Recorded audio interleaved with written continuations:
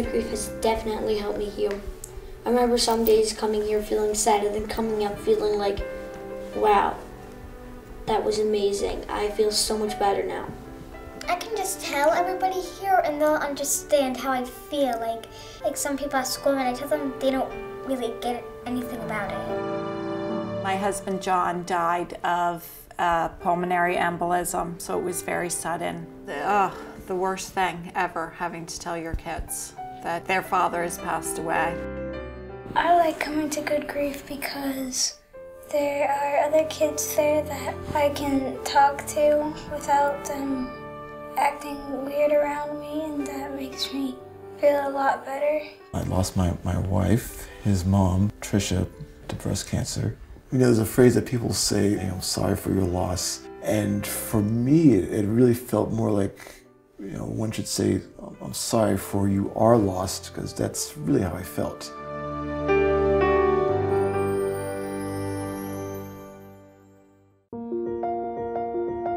Good Grief is a place that people can come to where they can find the support they need when they experience grief, when there's been a death in their family. Statistically, it's 1 out of 7 children lose a parent before the age of 20. And without Good Grief, kids throughout this state would have no place to go to begin their healing process, their lifelong grief journey after the death of a parent or sibling. All of Good Grief programs are free to our families. They attend the program every 2 weeks. Families will, once they are enrolled in the program, can stay in the program for as long as they feel that they need the program. It's essential for grieving kids to meet other grieving kids because in our society, we really struggle with talking openly about death. It makes us uncomfortable. And so grief can be a naturally isolating experience. And when a child comes to Good Grief and meets other kids, instantly it breaks down barriers. They know they're not alone. There are other people going through it. As new families come in, it takes you right back to where you were at the same time that they've just experienced sort of a fresh new death. And you realize that you now have some perspective on this that you didn't have before. And it actually feels good to help someone else.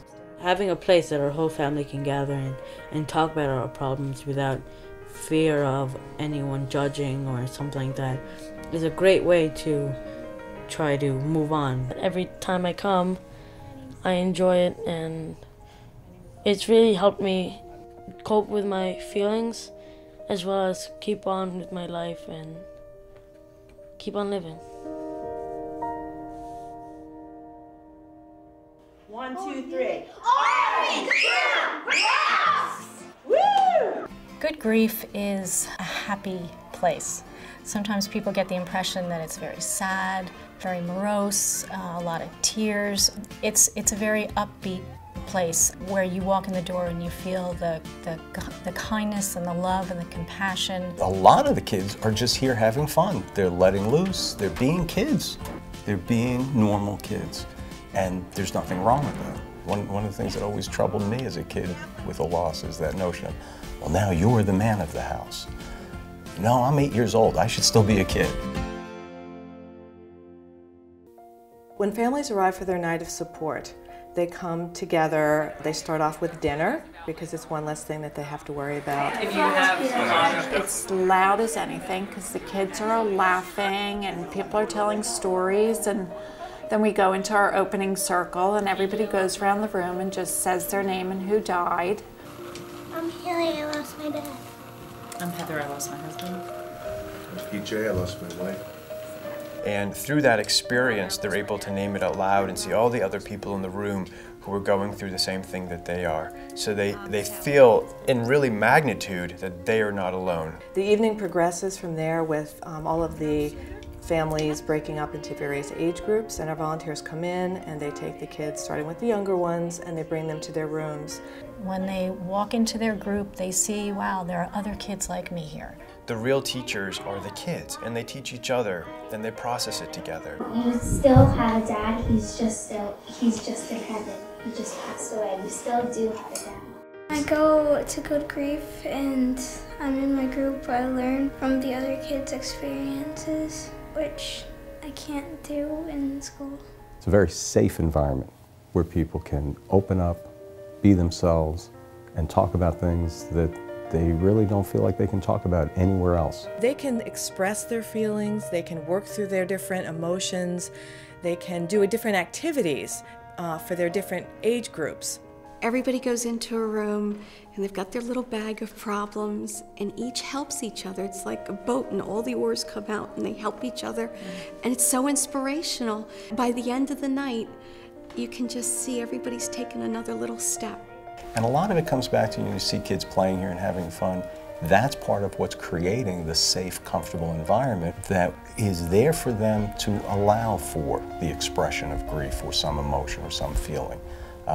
If it was some rigid, come here and talk about serious stuff all the time, it wouldn't be comfortable, he wouldn't want to come back. I remember at the first night, he came out with a smile on his face, you know, for kind of the first time in quite some time. This is some place that, you know, he can at least recharge. Many of us talk about wanting to not cry in front of our children, but then eventually we realize that if they don't see us cry, maybe they don't think it's okay for them to cry.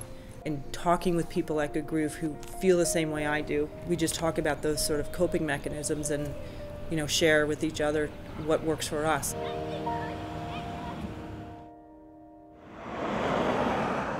It's been really great to have a home that we can call our own. We just feel the warmth is here between the walls. Our families, one of the first things they said to us when they first pulled into the driveway was, wow, that sign on the front lawn tells everybody that we exist. We want it to feel like a home, and I think we've succeeded because on any number of occasions, kids have run up to me during the group and said, I wish I could live here. So I think there's really a sense that when they come here, they can hang out, they can play, and boy, wouldn't it be great if I could stay here too. The tree outside with all of the ribbons on it is tributes to the person, and I promised to John that I would take care of my health to be able to take care of our children. I wrote to my dad. I said, Dad, I miss you so much and I think about you every day. And then I said, I wish I could just go to one last Yankees game with you because I'd love to do that with him. Not having Good Grief in my life would definitely be very difficult because I do feel like it's a place to sort of come and vent to people who get it. If Good Grief weren't here, it would be a major loss because it has become like part of my family. I really could not imagine not having these people in my life, you know, on a regular basis. And it's just become a big part of our lives and a big part of helping us through our grief process. Right, pal? And whoever dies still is in your heart.